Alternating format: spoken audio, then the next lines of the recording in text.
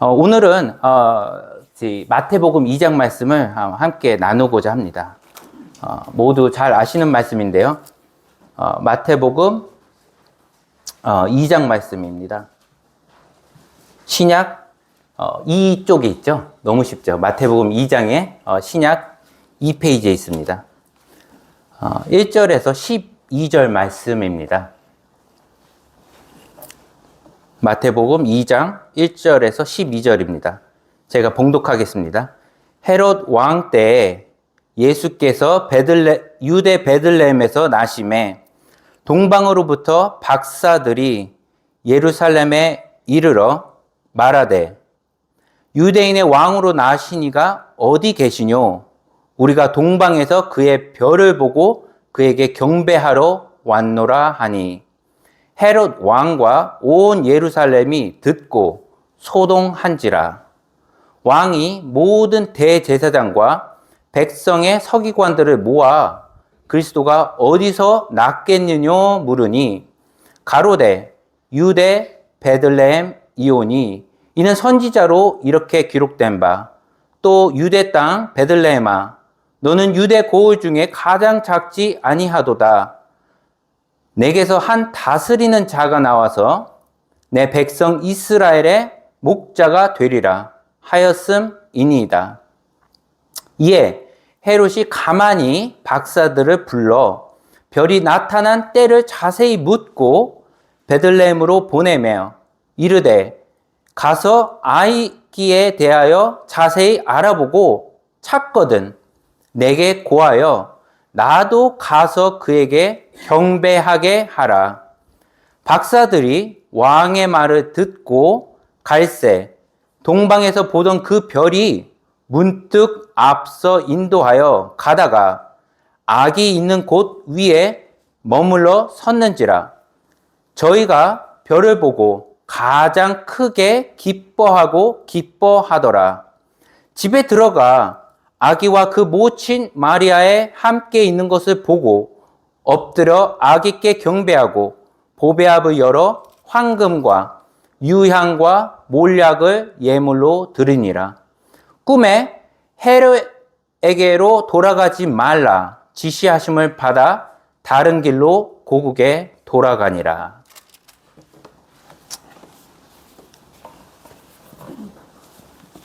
이 마태복음 너무나도 잘 아시는 말씀입니다. 마태복음은 예수님의 12제자들 중에 마태가 적었죠. 그래서 마태복음이죠. 그래서 저희들이 잘 알듯이 마태복음은 그 네 복음서 중에 하나입니다. 그래서 저희들이 네 개 복음서를 보면은 예수님에 대해서 기록하고 있죠. 근데 기록하는데 각 서신서에 각 복음서에 초점이 다른 것을 우리가 알 수 있습니다. 이제 다음에 나오는 마가복음은 예수님을 종에 초점을 두었죠. 그래서 종으로 오신 예수님, 수고하시고 고난 받으신 예수님을 기록하고 있고요. 또 그 다음에 나오는 이제 누가복음은 의사였잖아요. 그래서 예수님의 그 인간적인 그 관점에서 그 사람의 아들로 오신 예수 그리스도를 기록하고 있고요. 그 다음에 나온 것은 또 요한 복음으로서 하나님의 아들, 그 신성을 중요시한 것을 우리가 알 수 있습니다. 그렇다면 여기 마태복음은 어떠한 초점을 두고 기록되었냐면요. 예수 그리스도는 왕이라는 것이죠. 그렇기 때문에 마태복음을 어느 장을 읽더라도 참 왕으로 오신 예수 그리스도를 묘사한 것을 우리가 깨달을 수 있습니다. 그래서 마태복음 첫 1장에서도 무엇이 시작하죠? 예수님의 계보죠. 예수님이 왕으로 오셨는데 정말 왕으로서 그 합당하게 왕으로 세우실 자가 맞다란 것을 그 증명하기 위해서 그 아브라함의 자손이요, 그 다윗의 자손으로 오신 그 예수 그리스도의 계보라고 나오죠. 그래서 그 계보를 통해서 예수 그리스도는 왕으로서 세우심을 받으시기에도 합당하시다. 그 누가복음에서는 또 그 어머니 쪽, 여기서는 이제 아버지 쪽이고, 이제 누가복음에서 이제 어머니 쪽으로 이제 혈통으로나 피의 그 혈통으로나 그 가족의 그 계보로나 예수 그리스도는 왕으로서의 세우심에 합당하심을 여기서 증명하고 있습니다. 그래서 이제 2장을 넘어오시면요, 이제 주님의 탄생에 대해서 2장에서 언급하고 있죠. 그 왕께서 탄생하셨다는 것입니다. 근데 2장을 저희가 살펴보면요, 그 왕이 탄생했는데 왕의 탄생에 대해서 사람들이 다르게 반응하는 것을 우리가 목격할 수가 있습니다. 그래서 오늘은 이 2장 말씀을 통해서 왕의 탄생에 대해서 반응한 세 부류의 사람들이라는 제목을 가지고 이 마태복음 2장 말씀을 함께 살펴보고자 합니다. 그래서 제목은 왕의 탄생에 대해 반응한 세 그룹의 또는 세 부류의 사람들이라고 제가 정해 보았습니다. 첫 번째, 그 왕의 탄생에 반응한 첫 번째 부류의 사람들은요, 어떠한 사람들이냐면요, 그 동방 박사들과 같은 사람들입니다. 이 1절과 2절 보시면요, 헤롯 왕 때 예수께서 유대 베들레헴에서 나심에 누가 왔냐면요, 동방으로부터 박사들이 예루살렘에 이르러 말하되 유대인의 왕으로 나시니가 어디 계시뇨? 여기도 나오죠. 유대인의 왕으로 나시니가 어디 계시뇨? 우리가 동방에서 그의 별을 보고 그에게 경배하려 왔노라 하니. 그러니까 동방이 어디입니까? 동쪽이죠. 이스라엘을 중심으로 동쪽. 뭐 많은 성경학자들이 동쪽이라니까 뭐 바벨론이나 페르시아, 지금 현대 뭐 이라크나 이란 지역이죠. 그쪽에서 온 사람들이라는 것이죠. 그래서 동방 박사들, 여기서 지금 박사 공부하시는 분이 있는데, 대학원에서 뭐 박사 하겠다는 그 박사를 얘기하는 게 아니죠. 그래서 여기서 동방 박사들이란 이 박사의 그 원문에는 그 헬라어로 마고이라는 그 단어로 사용되었고요. 그 마고이는 이 신약 성경에서 뭐 점성가, 뭐 예언가, 그런 지혜자, 또 마술가라는 등등의 의미의 단어로 사용되었습니다. 그래서 이 2장에서도 이 동방 박사들은 영어 성경 보면요, 되게 간단해요. 그냥 wise man이라고 써 있어요. 그러니까 지혜로운 자. 예, 지혜로운 자. 그 나중에도 보면 아시겠지만 정말 지혜로운 자였죠. 라는 것을 저희가 알 수 있는데요. 이들은 그런 제사장, 점성가, 예언가, 마술가로서 그런 별자리를 통해서, 물론 이들도 그 천문학자들이었죠. 그래서 이제 별들을 공부하면서 그것을 통해 나라의 미래를 예언하거나 왕에게 어떠한 정치적인 조언을 하는, 국가에서 어떻게 보면 높은 위치에 있는 사람들이었다는 것을 알 수 있습니다.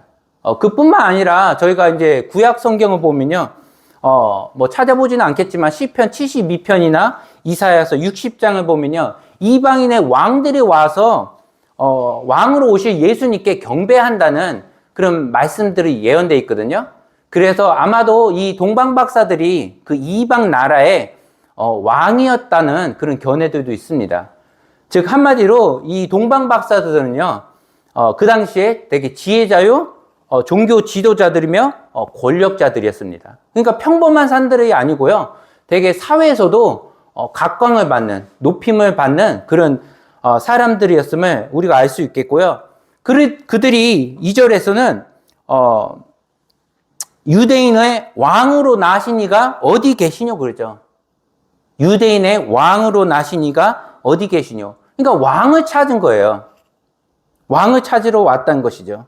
그가 하루는 이제 별들을 맨날 보고, 이제 별들을 공부하면서 이제 뭐 한 나라의 어떻게 될 것인지 그런 것을 이제 왕에게 조언하고 이제 그랬었는데요. 하루는 별을 봤는데 이 별은 전에 그들이 보았던 별과는 전혀 다른 별, 좀 특별한 별이었다는 것을 그들이 깨달았다는 것이죠. 그리고 그 별이 예수 그리스도께서 나실 왕으로 오실 것을 그들이 알았다는 것이죠. 너무 신기하지 않습니까? 이방인의 사람들이 한 별을 보고 그게 예수 그리스도가 탄생하실 것을 알았다는 것이죠. 근데 정확하게 이제 성경은 말씀해주고 있지 않기 때문에 이 동방 박사들이 어떻게 알았는지는 모르지만 저희들이 이제 추측을 해보면요, 주님께서 특별 계시로 보여주셔가지고 그들에게 깨우쳐 주실 수도 있었겠고요. 또 한 가지는 이제 역사상으로도 보면 주님이 오시기 한 BC 600년 전에 무슨 일이 일어났습니까? 대략 그 이스라엘이 통일 왕국에서 이제 북왕국과 남왕국으로 이제 나눠졌다가 북왕국은 아시리아에서 멸망당하고 남왕국은 그 바벨론으로 잡혀갔죠, 포로로요. 그래서 거기서 있으면서 하나님에 대한 메시지가 전해지지 않았나, 그렇게 보는 견해도 있습니다. 그때 당시에 그 이스라엘이 물론 이제 포로로 잡혀갔지만도 그 중에서 되게 똑똑한 사람들이 많이 갔었죠. 그 중에서 한 명이 다니엘이죠. 그래서 바벨론의 그 네부갓네살 왕이 꿈을 꿨는데 그들의 점성과 아무도 꿈을 해석하는 사람이 없었잖아요. 그럴 때 다니엘이 그 꿈을 해석하니까 네부갓네살이 어떻게 반응했습니까? 너가 믿는 신이야말로 정말 이런 신이 있을 수가 없다. 어떻게 말하지도 않은 이런 꿈을 해석하는 자가 그런 지혜를 주는 그런 신이 어딨겠느냐, 그런 놀라운 선포를 했잖아요. 그래서 그 바벨론에게도 이 다니엘이 믿는 신이야말로 참 신이다, 그런 게 선포될 정도로 그런 선포를 통해서 아마 이방인들에게까지도 그 하나님에 대한 메시지가 전해지지 않았나. 그래서 이 동방 박사들이 이 하나님의 그런 메시지나 그런 계시를 들었을 수도 있겠다라고 우리가 볼 수 있습니다. 그래서 그 별이 보고 이거는 왕으로 오실 그 예수 그리스도를 보여주는 사인으로 봤다는 것이죠. 그래서 그들이 어디로 갔습니까? 1절 보면요, 맨 마지막에 동방으로부터 박사들이 예루살렘에 이르러 말하되, 그들이 예루살렘으로 갔다고 합니다. 왜 예루살렘으로 갔겠습니까? 예루살렘에 왕궁이 있기 때문이죠. 헤롯 왕이 그때 유대 땅을 다스리는 왕이 이제 왕이었죠. 그 지역을 다스리는 왕이었으니까 그 왕궁이 거기 있죠. 그렇기 때문에 이 동방 박사들이 별을 보니까 왕으로 오신 예수 그리스도께서 왕으로 오셨거든요. 왕으로 오셨기 때문에 왕이 탄생한 곳이 어디 있겠습니까? 왕궁이었겠죠. 그죠? 왕이 왕궁에 있는 게 맞죠. 그렇기 때문에 예루살렘으로 간 겁니다. 그래서 갔더니 찾았습니까? 없었죠. 그래서 3절에서 헤롯 왕과 온 예루살렘이 듣고 소동한지라. 그래서 이제 헤롯 왕에게 이제 찾아간 거죠. 여기 유대인의 왕으로 나신 이가 어디 계시뇨?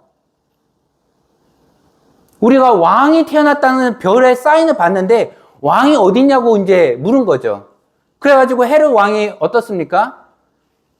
여기 4절에서도 모든 대제사장과 백성이 서기관들을 모아서 수소문을 했죠.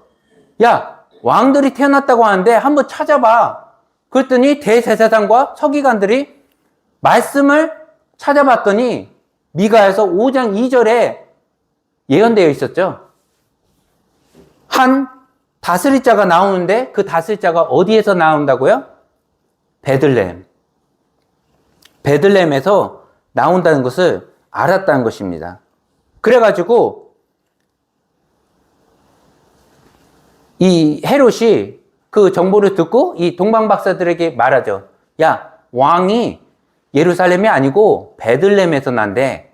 그래가지고 이제 이 소식을 전하고 헤롯 왕이 그 동방 박사들에게 말하죠. 찾으면 나에게도 알려라. 그래서 나도 그에게 가서 경배하리라. 그죠?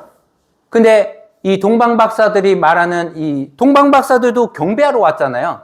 그죠? 여기 1절에서도 2절에서 그러죠. 그의 별을 보고 그에게 경배하러 왔노라. 경배하러 왔는데 이 헤롯 대왕도 자기에게 알려달라는 거예요. 아기 예수를 찾으면. 자기도 가서 경배한다는 거예요. 근데 헤롯이 말하는 그 경배하고 이 동방박사들이 말하는 이 경배하고 하늘과 땅 차이죠. 이 헤롯은 그 아기 예수를 죽이기 위해서 둘러서 말한 거예요. 거짓말을 한 거였죠. 우리가 2장 마지막 절에서 대학살이 나잖아요. 그래가지고 이제 베들레헴이다. 그래가지고 이제 동방박사들이 이제 나왔는데 그 봤던 그 별이 또 나타난 거예요.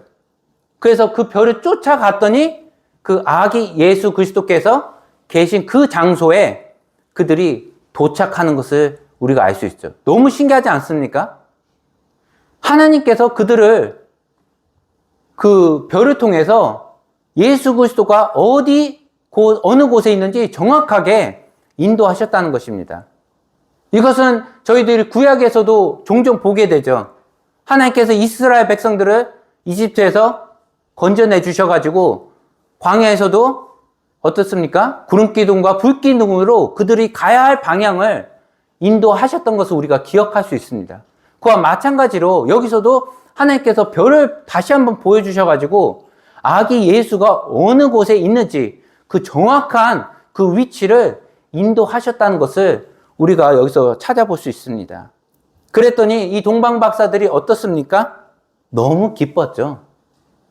예수 그리스도를 만난 사람들은 다 이렇습니다. 이게 그냥 기쁜 게 아닙니다. 저희가 이 9절, 10절을 보면요. 9절 마지막에 아기 있는 곳 위에 머물러 섰는지라 10절에서요. 저희가, 즉 동방박사들이 별을 보고 가장 크게 기뻐하더라. 얼마나 기뻤으면 지금 두 번이나 강조돼서 얘기하고 있는 것입니다. 기뻐하더라. 너무 기뻤던 거예요. 그들이 그 보기를 원했던 그 고대하던 아기 예수 그리스도를 보니까 그 장소에 도착하니까 너무 기뻐가지고 기뻐하고 기뻤더라. 지금 두 번 강조해서 그들의 기쁨이 얼마나 컸던지를 말씀해 주고 있습니다. 그냥 기뻤던 것이 아니고요. 그 바로 그 묘사하죠. 어떻게 묘사합니까? 기뻐하고 기뻐하더라? 크게 기뻐하고 기뻐하더라. 그냥 또 큰 것도 아니죠. 가장 크게 기뻐하고 기뻐하더라. 그렇지 않습니까? 그들이 왕으로 오신 예수 그리스도를 있는 곳을 찾았을 때 그들의 기쁨이 진짜 말할 수 없었다는 것이죠. 그 기쁨이 얼마나 큰 기쁨이었는가를 어느 정도 정말 예수 그리스도를 참 주님이요 구원자로 영접하신 저희들은 사람이라면 누구나 알 수 있는 그런 기쁨이죠. 그죠? 저희도 그 첫사랑 잊지 못하잖아요. 저희가 죄인 되었을 때 정말 멸망으로 갈 수밖에 없었던 저희들을 예수 그리스도께서 참 죄인들을 위해서 오시고 죄인들을 위해서 죽으셨다는 것을 참 믿는 자는 참 멸망치 않고 영생을 주려 하려 하심이라 라는 그 간단한 그 기쁜 소식. 저희들 그것을 들었을 때 얼마나 기뻤습니까? 그죠? 마치 막 구름에 걸어 다니듯이 막 주위 사람들에게 예수 그리스도에게 막 더 전하고 싶어서 그런 기쁨 아시죠? 이 동방박사들이 참 그러한 기쁨을 얻었다는 것을 우리가 여기 10절에서 말씀해 주고 있음을 알 수 있습니다. 그들이 이제 예수 그리스도께서 탄생하신 그곳에 들어갔을 때 누구를 만났습니까? 아기 예수 그리스도와 그 모친 마리아와 함께 있는 것을 보고 엎드려 아기께 경배하고 아기께 경배했다는 것입니다. 동방박사들은요, 어머니 마리아나 누구에게 경배한 게 아니고요, 아기께 경배했다는 것입니다. 그죠? 그것은 아기 예수 그리스도만이 우리의 삶 속에서 그분만이 경배받으시고 예배받으시기에 합당하신 분임을 여기서 또 한 번 볼 수 있습니다. 그리고 그들이 경배하고 무엇을 했습니까? 예물을 가지고 왔죠.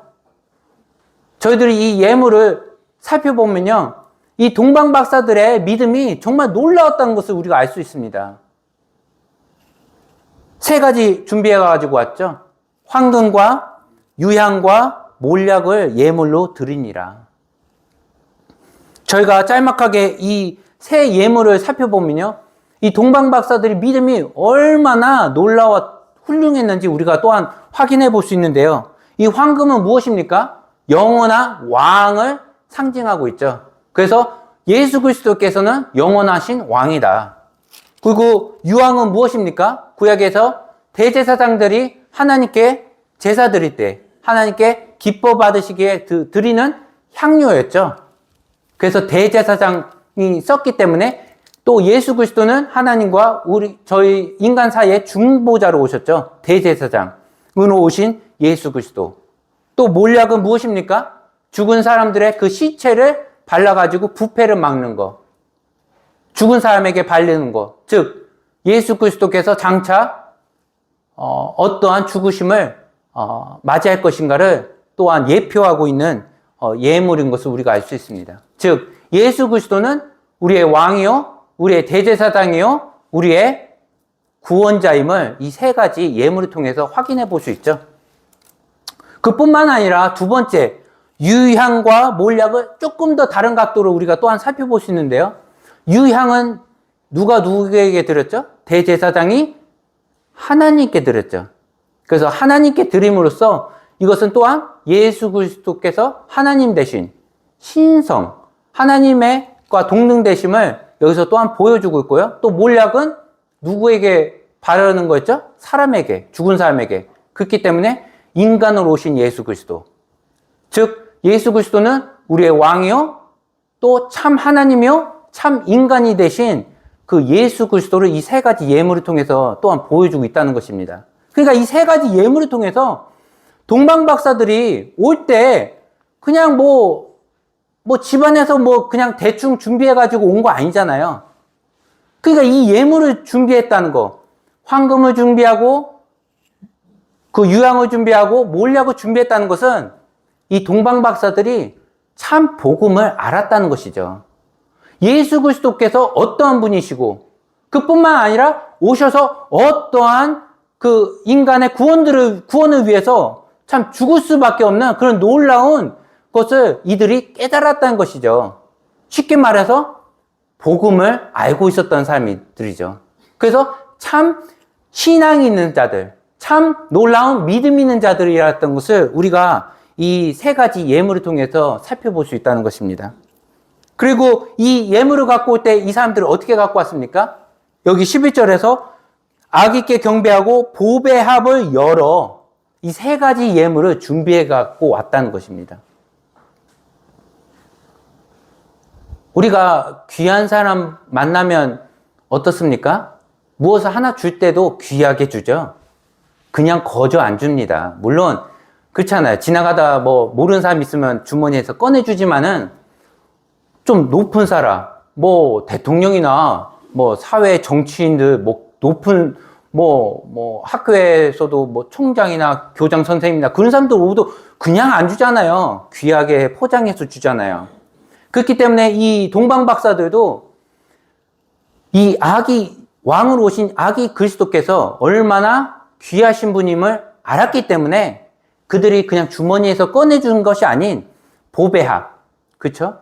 보배합에 귀중한 것은 귀중한 곳에 우리가 보관하잖아요. 그죠? 그렇기 때문에 보배합에 조심히 준비해가지고 귀하신 그리고 왕으로 오신 예수 그리스도께 드렸다는 것을 우리가 알 수 있습니다. 그리고 이들이 이방인이었음에도 불구하고 이들이 왜 믿음의 소유자였음을 우리가 어떻게 알 수 있냐면요. 두 가지로 생각해 볼 수 있는데요. 첫 번째는 그들이 동방에서 왔다는 것이죠. 아까 동방이 어디라고 했습니까? 바벨론이나 페르시아에 있는 이라크나 이란 지역이죠. 그 지역에서 이스라엘까지 오려면 거리로 따지면 이게 짧은 거리가 아닙니다. 이게 한 1600km가 된대요. 좀 감이 오시나요? 1600km? 제가 찾아보니까 여기 서울에서 부산까지가 한 400에서 430km가 된다고 하더라고요. 원웨이가요? 한쪽으로 일반 통행이요? 그런 말은 여기 서울에서 부산까지 가서 오고 또 한 번 갔다가 오는 거리예요. 그죠? 이거 두 번 왕복하는 거리를 그들이 동방에서 그 베들레헴까지 왔다는 것이죠. 그때 차가 있었습니까? 뭐 KTX가 있었습니까? 아니죠. 물론 낙타도 있었겠지만 많은 성경학자들은 수개월이 걸렸을 거라고 예측하고 있다는 것이죠. 1600km를요. 그러니까 그만큼 먼데도 그들은 그 먼 거리를 맞이하지 않고 그 먼 거리를 왔다는 것은 그들이 얼마나 믿음이 컸다라는 것을 우리가 또 한번 생각해 볼 수 있다는 것입니다. 그리고 두 번째는 그들이 가지고 온 예물을 통해서 그들이 믿음의 소유자라는 것이죠. 저희들이 그 비싼 거 가지고 다니면 어떻습니까? 좀 불안하죠. 여러분들 은행에 가지고 뭐 예를 들어서 1000만 원 뭐 대출이나 했다고 생각해 보세요. 물론 차 타고 집에 오고 뭐 걸어서 집에 오신다고 해도 1000만 원 받아가지고 집에까지 오는 동안 그냥 편하게 올 수 있겠습니까? 저 같으면 그냥 가슴이 콩캉콩캉 뛸 것 같아요. 미국은 더 그렇습니다. 예? 뒤에서 강도가 올 수도 있고 그냥 나오자마자 주차했는데도요. 혹시나 여기까지 가는 길에서 누군가가 나를 해꾸지 않지 않을까봐 막 가슴이 쿵쾅쿵쾅 할 때도 있거든요. 근데 그들이 그 먼 곳에서부터 이 큰 예물을 가지고 오는데 그렇잖아요. 황금, 유황, 몰약 이게 값비싼 물건들이었죠. 요즘도 금값 많이 올랐지만요. 그때도 금은 귀했죠. 근데 그 귀한 것을 물론 이 사람들이 뭐 그냥 온 게 아니죠. 수행인들이 왔겠죠. 물론. 왜냐하면 그들이 사회에서도 되게 높은 자요, 지혜자요, 꼭 국가에서 높은 자였기 때문에 수행원들이 따랐음에도 불구하고 그랬음에도 불구하고 그런 귀한 물건을 위협을 무릅쓰고 갖고 왔다는 건요. 그들이 위험도 무릅쓰고 거리도 맞지 않고 왕으로 태어나신 예수 그리스도께 합당한 이 예물을 드리기 위해서 왔다는 것은 그들이 얼마나 믿음의 소유자였다는 것을 우리가 생각해 볼 수 있습니다. 그래서 결론적으로 말씀드리면요. 이 동방 박사들은 믿음의 사람들이었다는 것입니다. 믿음의 사람들이요. 먼 거리나 어떤 위험에도 맞지 않고 그것을 합당한 왕으로 오신 예수 그리스도께 드리기를 원했던 믿음의 사람들이었다는 것을 우리가 알 수 있습니다. 두 번째, 왕의 탄생에 반응한 두 번째 부류의 사람들은요, 헤롯과 같은 사람들이었다는 것입니다. 여기서 헤롯 왕 때 2절 1절에서 나오죠. 헤롯 왕 때. 여기서는 헤롯 대왕을 말씀하시죠. 우리가 성경을 보다 보면 헤롯이란 말이 종종 나옵니다.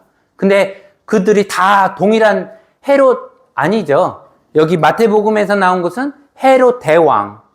뭐 대왕이라고 했고 이제 그러거든요. 대왕, the great 헤롯이라고 하는데요. 헤롯이라고 나오고요. 또 마태복음 14장에서는 그 침례 요한을 죽인 사람은 헤롯 안티파스. 거기서도 이제 헤롯이라고 나오거든요. 그는 이제 헤롯의 아들 중에 한 명, 헤롯 안티파스죠. 그리고 사도행전 12장에서는 초대교회를 그 핍박했던 그 또 다른 헤롯, 야고보를 죽이고 그 베드로를 감옥에 넣었던 사람은 헤롯 아그리파 1세. 그러니까 헤롯 대왕의 손자죠. 그리고 또 사도행전 25장 26절에는 그 사도 바울이 그 회심한 것을 고백했던 거. 그 아그리파 앞에서 그 회심을 이제 고백하죠. 그러면서 예수 그리스도를 믿으라고. 그러니까 너가 작은 말로 나를 그리스도로 변하게 하는도다라는 그 말씀이 나오잖아요. 그 사람이 이제 헤롯 아그리파 2세. 그러니까 헤롯 대왕의 증손자죠. 그러니까 아들도 나오고 손자도 나오고 증손자도 나오고. 근데 여기 2장 1절에서는 헤롯 대왕이죠. 인 것을 알 수 있습니다. 근데 여기 이 3절에서 보면요. 헤롯 왕과 온 예루살렘이 그 듣고 유대인의 왕이 태어났다는 것을 그 소문을 듣고 소동했다는 거예요. 왜 소동했습니까? 헤롯 왕이 마음이 안절부절하지 못했다는 거예요. 마귀가 지금 유대를 다스리는 왕인데 이 헤롯 대왕이요, 이 이스라엘의 뭐라고 하나요? 참 이스라엘 사람은 아니었죠. 이게 핏줄을 그 가계도를 따라가 보면요, 헤롯 대왕이 아브라함과 이삭이 그 쌍둥이를 낳았잖아요. 그 에서하고 야곱하고. 그래서 야곱이 이스라엘 해갖고 이제 이스라엘 족속이 나온 거잖아요. 참 이스라엘. 근데 야곱의 형 에서에서 나온 사람이 이 헤롯 대왕이었거든요. 그래서 이 헤롯 대왕이 참 유대인은 아니지만 유대인의 환심을 살라고 엄청 노력했던 사람이에요. 그래서 저희들이 뭐 구약에서도 느헤미야 때 다시 재건된 그 성전이 나오잖아요. 그 신약에서도 뭐 헤롯 성전이라고도 말하잖아요. 다시 재건축하고 더 화려하게 만든 성전. 그 헤롯이 바로 이 헤롯이었거든요. 유대인의 그 환심을 사려고 엄청 노력을 했던 그 헤롯 왕이 이 사람이었던 거예요. 근데 이 사람이 유대 사람들을 엄청 핍박했어요. 그 사람들이 뭐 반항을 하면 막 핍박하고 그랬던 사람들이기 때문에 헤롯 왕이 소동한 것은 다른 왕이 났다고 하니까, 아니 내가 왕인데 또 왕이 났다는 것은 받아들일 수 없다는 것이죠. 이 헤롯 왕이 폭군이었어요, 폭군. 역사가를 보면요, 이가 그 첫째 아들도 죽였대요. 자기가 죽기 4일 전에. 그리고 다른 아들도 죽이고요. 자기 와이프도 죽이고 장모님도 죽이고요. 혹시나 반란을 일으킬까봐. 그런 반란을 일으켜서 왕권을 빼앗을 거라는 그런 정보를 듣고는 그렇게 죽였대요. 엄청나게 자기 왕권에 집착했던 사람인 것을 우리가 알 수 있습니다. 그러니까 그런 권력에 너무나 집착한 사람이니까 어떻습니까? 자기가 왕인데 다른 왕이 낫다고 하니까 이게 받아들일 수가 없는 것이죠. 그렇기 때문에 여기서 소동한 거고요. 또 온 예루살렘은 왜 또 듣고 소동했습니까? 헤롯이 전에도 막 이스라엘 유대 백성들이 막 그런 좀 대적을 이렇게 소동을 일으키면 막 핍박하고 학살까지 했어요. 무자비하게. 그랬더니 혹시나 이번에도 이 또라이가 이 집권에 너무나 집착하는 사람이 혹시나 또 왕이 났다는 이런 것 때문에 또 유대 사람들을 막 학살하지 않을까 하는 그 두려움 때문에 그 소동했다는 것을 우리가 알 수 있습니다. 그래서 헤롯 왕이 아까 전에도 살펴보았지만 얼마나 안절부절했는지 4절 보시면요. 누구로 불렀습니까? 대제사장과 백성의 서기관들이었죠. 근데 이게 한두 명을 부른 게 아니에요. 여기 4절 보시면요. 그 헤롯 왕이 거기에 유대 땅에 있는 모든 대제사장과 백성의 서기관들을 모았다고 그랬어요. 그러니까 모든 사람을 모아서 정말 유대인의 왕으로 태어난 사람이 있다는데 어디서 태어났는가 분명하게 알고 싶었다는 것이죠. 한 차의 실수도 넘길 수가 없었다는 것을 우리가 여기서 알 수 있습니다. 그죠? 그냥 한두 사람 불러서 찾아볼 수 있는데 그것도 보작한 거예요. 모든 대제사장과 모든 서기관들을 불러가지고 확실하게 찾기를 원했다는 것이죠.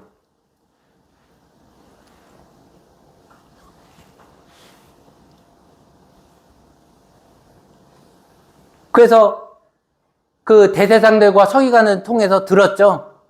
어디서 태어난다고요? 베들레헴. 저희가 베들레헴도 생각해도요, 이게 우연의 이치가 아니죠. 구약에서 베들레헴이 어떠한 땅이었습니까? 다윗의 동네라고 나오죠. 이스라엘에서 가장 위대한 왕 중에 한 사람이 왕이 누굽니까? 다윗 왕이었죠. 그죠? 다윗 왕만큼 그 위대했던 왕이 거의 없잖아요. 다윗 왕이 태어난 곳도 베들레헴이요. 다윗 왕이 왕으로 세움을 사무엘에게 기름을 부은 곳도 베들레헴이었거든요. 그것은 무엇을 예표하고 있습니까? 장차 왕으로 오실 예수 그리스도께서 베들레헴에서 태어나실 것이라는 것. 그래서 그들에게 말하죠. 추소문 했더니 베들레헴에서 태어난다고 미가서 5장 2절에서 정확하게 예언하고 있었죠. 그래서 그 동방박사들에게 말하죠. 너희도 가서 아기를 찾으면 나에게 알려라. 나도 가서 그에게 경배하리라. 경배가 아니죠. 2장 마지막 절에서 대학살했죠. 이 헤롯 대왕이 얼마나 안절부절했다는 것을 알 수 있습니까? 2장 후반절에서 이 대학살도 그냥 대학살이 아니어졌잖아요. 베들레헴 지역만이 아니고요. 그 둘레 지역까지 얼마나 그 한 차에 오차도 없이 그 왕을 죽이려고 했으면 그 두 살 아래로 아기들을 다 대학살했던 사건을 우리가 여기 2장에서 기록하고 있다는 것입니다. 그만큼 헤롯 대왕이 안절부절했다는 거예요. 그만큼 이 두 번째 헤롯 대왕은 어떤 사람을 말합니까? 분명히 왕으로 오신 예수 그리스도를 알고 들었어요. 하지만 어떤 사람입니까? 왕으로 오신 예수 그리스도를 배척하는 사람입니다. 본인의 삶은 내가 왕이어야지 왕이신 하나님께 예수 그리스도께 맡기지 못하는 사람들. 그러한 사람들을 보여주는 것이 이 헤롯 대왕임을 우리가 알 수 있습니다. 그렇다면 세 번째는 누굽니까? 첫 번째는 동방박사 같은 사람들. 두 번째는 헤롯 대왕과 같은 사람들. 세 번째는 대제사장과 서기관과 같은 사람들입니다. 우리가 여기 마태복음 2장 6절에서도 5절에서 6절 헤롯 대왕이 그들에게 시켰죠. 야, 유대인의 왕으로 태어나신 이가 있다는데 어디서 태어났는지 확인해 봐라. 그들이 알았습니까? 몰랐습니까? 알았죠. 알았습니다. 왕으로 태어났다는 것을 알고 있었죠. 성경 말씀으로도 확인해 볼 수 있었다는 것입니다. 근데 그들이 왕에게 갔다는 기록은 우리가 여기 2장에서 전혀 찾아볼 수 없다는 것입니다. 그것은 무엇입니까? 그들은 신앙인이 아닌 종교인이었다는 것입니다. 믿음이 없는 빈 껍데기 종교 생활하는 사람들이었다는 것입니다. 여기 2년이란 이게 두 가지로 또 살펴볼 수 있는데 그 기간에 따라서 살펴볼 수 있습니다. 하나는 거리고요. 기간으로 따지면요. 2년이라는 시간이 있었다는 것입니다. 그죠? 헤롯 대왕이 시켰죠? 그리고 나중에 뒤통수 맞았잖아요. 그 동방박사들 예수 그리스도께 찾고 나에게 알려주라고 그랬는데 마지막 절 보면은 꿈에서 하나님께서 헤롯에게 가지 말고 집으로 돌아가라고 그랬죠. 그것은 나중에 알고 헤롯 대왕이 어떤 그 조치를 취했습니까? 베들레헴과 그 주변에 2살 아래 아기들을 다 죽이는 대학살이 일어났죠. 그 말은 무엇입니까? 예수 그리스도의 정확한 나이는 우리가 알 수 없습니다. 여기 2장에서요. 말씀해주고 있지 않기 때문에요. 근데 우리가 추측해 볼 수 있는 것은 그러니까 헤롯 대왕이 2살 아래 아이들을 다 산의 아이들을 다 죽였기 때문에 아기 예수 그리스도께서 이때 2살 아래였다는 것을 우리가 알 수 있죠. 그러니까 0세서부터 2살까지. 그 말은요. 예수 그리스도가 탄생한 지 최대 2년이라는 시간이 지났다는 것입니다. 그것은 2년 예수 그리스도께 왕으로 오시고 왕으로 태어나셨는데도 불구하고 이 대제사장과 서기관들은 무엇을 했습니까? 왕을 찾아뵙지 않다는 거예요. 2년 동안. 너무 심각한 문제 아닙니까? 왕으로 태어나실 것을 알았음에도 불구하고 2년이라는 세월 동안 왕을 찾아뵙지 않았다는 것입니다. 거기서 더 심각한 문제가 무엇인지 아십니까? 거리입니다. 거리. 지금 동방박사들이 왕으로 오셨으니까 예루살렘으로 갔죠. 왕에서 태어난 줄 알고 갔더니 없었잖아요. 그리고 헤롯 대왕이 대제사장과 서기관들을 통해서 베들레헴에 태어났다는 것을 알았잖아요. 얘기했잖아요. 동방박사들이 유대인의 왕으로 나신 이가 어디 계시뇨? 그랬더니 헤롯 왕이 시켜가지고 이 사람들도 찾아가지고 알았잖아요. 베들레헴에서 태어났다는 것을요. 이 사람들이 어디 있습니까? 예루살렘에 있습니다. 베들레헴이 어디 있습니까? 좀 동쪽 남쪽에 있죠. 베들레헴에서요. 거리가요. 8km밖에 안 돼요. 예루살렘에서 베들레헴까지는 8km밖에 안 된다는 것입니다. 8km면 어떻습니까? 그리 멀지 않은 거리죠. 어떻게 보면 바로 옆 동네잖아요. 그죠? 그러면 동방박사들이 유대인의 왕으로 태어나신 이가 어디 계시뇨? 분명히 2년이란 세월 동안 몰랐다고 핑계 댈 수 있어요. 근데 지금은 동방박사들이 분명하게 말해주잖아요. 왕으로 나신 이가 어디 계시뇨? 그리고 그들이 찾아보니까 미가서 5장 2절에 베들레헴에 태어났다는 것을 찾았고 말해줬어요. 그러면 어떻게 행동을 취해야 됩니까? 왕이 태어난 것을 알았으면 당연히 왕에게 가서 동방박사들처럼 경배하는 게 합당하죠. 그렇지 않습니까? 그들이 메시아를 기다리지 않았습니까? 기다렸죠. 기다렸음에도 불구하고 그들은 마음으로는, 겉으로는 예수 그리스도를 기다렸지만 마음속으로는 어떻습니까? 물론 이제 저희들이 이 성경 전체를 보면 하나님께서 가리셨죠. 유대인들이 거절함으로써 복음이 이방인에게도 전하기 위해서요. 근데 그들은 여기서는 겉으로는 하나님을, 그 메시아를 기다렸지만, 다윗의 자손으로 오신 이를 기다렸지만 정작 왕으로 오신 이가 태어났다고 말씀을 들었음에도 불구하고 거리가 짧은 거림에도 불구하고 그들은 왕에게 가서 경배하지 않았다는 것입니다. 그래서 세 번째 유형의 사람들은 신앙이 없는 종교인들을 말하는 유형의 사람들을 우리가 알 수 있습니다. 이거 반전 아닙니까? 반전이죠. 성경에는 반전이 많이 나옵니다. 그렇지 않습니까? 우리가 누가복음 18장에서도 그 부자 청년이 한 얘기가 나오죠. 부자잖아요. 그거 예수님이 너 이거 했어? 저거 했어? 하니까 자기 다 했대요. 그 말 들어보면 그 사람이야말로 천국 갈 사람이죠. 근데 예수님께서 결국에는 어떻게 됐습니까? 지옥 갔죠? 천국 못 갔죠? 근데 또 다른 사람, 예수 그리스도께서 십자가에서 못 박힐 때 두 강도 있었지만 한 강도 누구나 생각해도 지옥 갈 사람. 그죠? 얼마나 나쁜 짓 했으면 그 십자가에서 못 박힐 정도의 그 형량을 받겠습니까? 어느 누구도 그 사람이 천국 갈 거라고 생각 못 했죠. 두 사람 중에 한 사람이요. 물론 다른 한 사람은 지옥 갔지만요.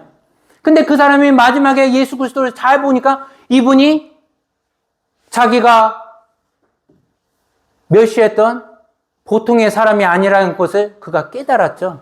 그렇기 때문에 이 사람이 믿음의 고백을 했잖아요. 저를 기억하소서. 그래서 예수님께서 너가 나와 함께 낙원에 있으리라. 누가 그 사람이 천국에 갈 것이라고 생각을 했겠냐 이 말입니까? 성경에는 이런 놀라운 반전들이 많이 일어나죠. 근데 여기서도 반전이 일어나는 거예요.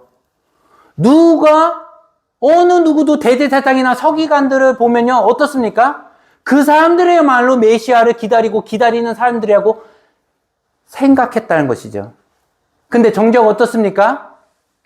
그 사람들은 메시아가 왕으로 오셨음에도 불구하고 왕으로 오신 예수 그리스도를 찾아뵙지 않았다는 것입니다. 하지만 이방인들, 동방박사들, 전혀 하나님에 대해서 정말 짧은 지식 있는 거, 뭐 많이 아는 것도 없어요. 하나님에 대한 경륜도 많이 몰라요. 하지만 하나님께서 보여주신 거, 참복음과 예수 그리스도가 어떤 분이고 어떠한 죽음을 맞이할 것이라는 그런 짧은 지식에도 불구하고 이방인임에도 불구하고 하나님께 경배하러 왔다는 거. 너무나도 대조되는 모습을 우리가 여기서 살펴볼 수 있다는 것입니다. 그래서 오늘 이 마태복음 2장 말씀을 다시 한번 정리해 보면요. 왕으로 오신 예수님께 반응한 세 부류의 사람이 있었다는 것이죠. 동방박사와 같이 왕으로 오신 예수 그리스도께 예배드리고자 싶은 신앙인을 예표하는 사람들. 그리고 두 번째는 헤롯과 같이 왕으로 오신 예수 예수 그리스도께서 왕으로 오셨다는 것을 들었음에도 불구하고 왕을 거절하는 배척하는 사람들. 세 번째는 대제사장과 서기관 같은 사람들. 겉으로는 막 믿음의 모습이 드러나죠. 말씀도 알아요. 말하는 거 들어보면 말씀도 많이 알고 또 말씀도 그럴듯하게 말하고 11조도 척척척 내고 교회도 척척척 다니고 빠짐없이 주일 성수하고 그렇지만 그 마음속에는 어떻습니까? 참 왕을 기다리는 마음이 진정으로 왕을 기다리는 마음이 없었다는 종교인들을 이 말씀을 통해서 우리가 살펴볼 수 있다는 것입니다. 그래서 이 2장 말씀을 통해서 하나님께서는 과연 이 세 부류의 사람들을 우리가 여기서 살펴볼 수 있는데요. 과연 우리는, 저와 여러분들은 어떤 부류에 속한 사람들인가 우리가 다시 한번 되새겨보기를 원합니다. 예수 그리스도께서 왕이죠. 그리고 만왕의 왕으로 오신다고 약속하셨잖아요. 그죠? 분명히 오시죠. 그리고 분명히 오실 것이죠. 그렇다면 저희 마음속에는 그 왕으로 오실 예수 그리스도를 정말 고대하고 만날 준비가 되어 있는지, 아니면 여기 대제사장과 서기관처럼 겉으로는 신앙인 척하지만은 정작 종교인에 불과하는지 우리가 정말 돌아보고 정말 하나님 앞에 올바로 서 있는 저와 여러분이 되었으면 좋겠습니다. 이상입니다. 제가 기도하고 마치겠습니다. 아버지 하나님 감사합니다. 참 아버지 하나님께서 간단한 그리고 놀라운 기쁜 소식인 복음을 참 저희들에게 깨닫게 해주셨습니다. 참 저희들이 무엇이간데 참 그 복음을 깨닫게 해주시고 참 아버지 하나님의 그 말씀을 알게 해주시면 감사합니다. 참 저희들이 정말 죽어서 심판받을 수밖에 없었던 저희들, 참 사망의 권세에서 하나님의 권세로 옮겨주시고 참 죄의 종에서 하나님의 종으로, 하나님의 자녀로 참 삼아주신 그 은혜에 대해서 감사를 드립니다. 아버지 하나님께서 그 비록 예수 그리스도를 보내주셨지만 참 보내주셨음은 참 저희들을 구원해 주시기 위한 그 초림을 우리가 기억합니다. 하지만 다음에 또 한 번 오실 때는 정말 만왕의 왕으로 오신다고 주님께서 약속하셨습니다. 그 약속을 저희들이 잊지 말고 정말 왕으로 오실 주님을 고대하는 마음, 설레는 마음을 저희들의 마음에 심어 주시옵소서. 참 저희들 세상을 바라보는 것이 아니라 하나님의 말씀을 붙잡고 참 하나님의 말씀에 매여서 살기를 원합니다. 저희들 구원을 해 주셨고 이 땅에서 주님께서 주신 그 사역이 있으랴 분명히 믿고 있습니다. 참 주님께서 주신 그 사역을 잘 감당하여서 주님께서 오셨을 때 착하고 충성된 종이라 칭찬받는 참 저희들 모두가 될 수 있도록 도와주시고 인도해 주시고 저희들 믿음이 연약할 때 붙잡아 주시고 주님께서 다시 손잡아 주시고 참 뒤에서 밀어주시고 항상 함께 해주시기를 간절히 의탁드리며 저희들의 주가 되신 예수 그리스도의 이름으로 아버지 하나님께 감사의 기도드렸습니다. 아멘.